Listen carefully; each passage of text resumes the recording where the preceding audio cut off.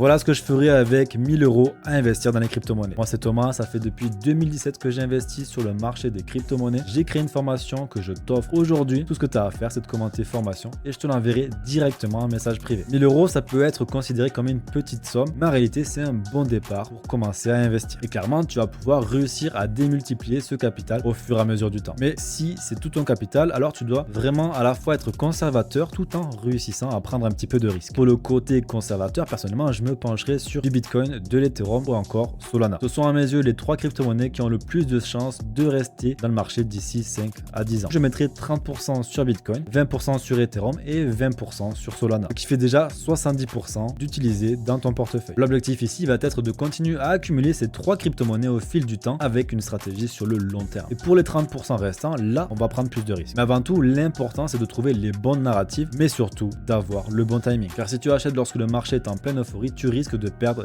littéralement les 30% de ton portefeuille que tu auras exposé à des risques. Et donc pour ce faire, moi ce que je vais choisir, c'est l'IA et les RWA. Je mettrai donc 10% sur Tao qui est le leader de l'IA, 10% sur Ondo qui est le leader des RWA, 5% sur AI16Z qui est le leader des agents autonomes et donc 5% sur Maple qui est un très bon bet pour les RWA. Et surtout n'oublie pas de prendre des profits car sinon tu auras fait tout ça pour rien. Bien entendu, ceci n'est pas un conseil en investissement, mais si tu veux apprendre plus sur la crypto, tu peux t'abonner.